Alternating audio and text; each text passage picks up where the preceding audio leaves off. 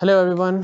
आज मैं आपके पास टॉपिक लेके आया हूँ। वो एक मेरी पिछली वीडियो की कंटिन्यूएशन है। उसके लिए मैं आपके पास ये वीडियो लेके आया हूँ। अगर आपने वो वीडियो नहीं देखी, मैंने कार्बोरेटर ट्यूनिंग की एक वीडियो की थी, तो आप इसको चेकआउट कर लें। उसके अंदर मैंने एक फ्री फ्लो फिल्टर यूज़ किया था, मॉक्सी का फ्री फ्लो फिल्टर यूज़ किया था, जिसके मुताबिक कार्बोरेटर को ट्यून किया था। और जो आपने देखा मेरा वो जो CG15 के साथ रेस थी, वो भी नहीं आपने देखी, तो आप इसको चेक करें। इसके अलावा मैंने टॉस भी टेस्ट किए थे। वो सारी वीडियोस मैंने अपलोड की हुई हैं। और उसकी कंटिन्यूएशन में मेरे से बहुत सारे सब्सक्राइबर्स थे जिन्होंने इंजन की हेल्थ के बारे में मुझसे पूछा था कि अगर हम फ्री फ्लो फिल्टर लगा रहे हैं, तो बहुत सारे लोगों का कंसर्न था कि इससे जो है ना डस्ट वगैरह अंदर जाती है।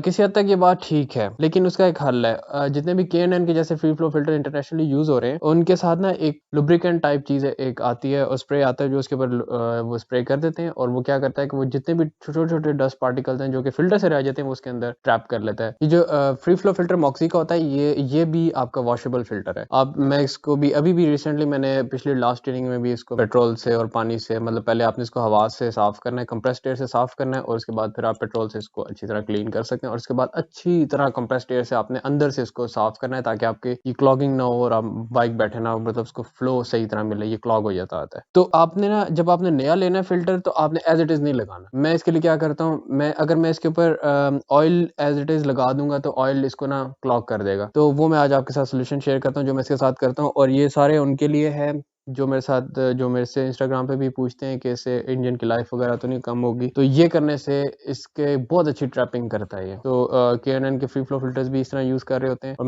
मैं यूज क्या करता हूँ, मैं आपको दिखाता हूँ आज। ये मैंने अब फिल्टर साफ कर दिया, बिल्कुल क्लीन्ड है। अब मैं इसको लगाने से पहले ये एप्लीकेट इसके ऊपर करूंगा, इतने से पेट्रोल के अंदर। ये आप देख रहे हैं, ये एक पेट्रोल मैंने ले लिया, या आप केरोसिन ऑयल भी ले सकते हैं, पेट्रोल इज बेटर। इसमें इतना तकरीबन आपने ऑयल मिक्स कर देना है।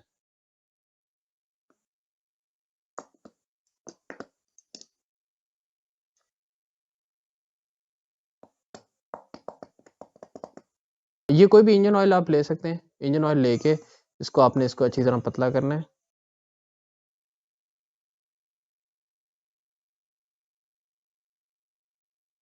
ये बिल्कुल मतलब थोड़ा सा थिक हो जाएगा आपका सोल्यूशन। ये जब ये सोल्यूशन थोड़ा सा थिक हो गया, आपने ब्रश के थ्रू इसके ऊपर हल्का हल्का इस पे अप्लाई करना है। जितना आप गाढ़ा करते जाएंगे, उतना ही ये इसकी क्लीनिंग बेहतर होती जाएगी। लेकिन एक लिमिट के बाद ये इसको क्लॉग कर देगा, और क्लॉग करने के बाद ये आपकी फिल्टर को ना चोक कर देगा। अब जो ये मैंने इसको अप्लाई कर दिया, एक फिल्म इसके ऊपर बन गई है ऑयल की। अब ये इसको पतला करने का मकसद ये था कि हमारी पतली सी फिल्म इसके ऊपर आए। तो अब मैं इसको अच्छी तरह एक अंदर से एक दफ़ा ब्लोअर का प्रेशर दूंगा, और ये ताकि इसके सारे पोर्स खुल जाएं।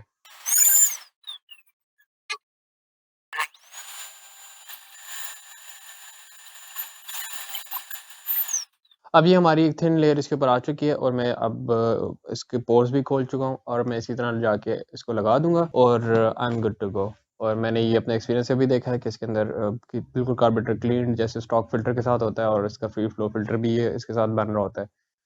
तो नेक्स्ट आपकी इस वीडियो में मुलाकात होती है। टिल देन, अल्लाह हाफिज़।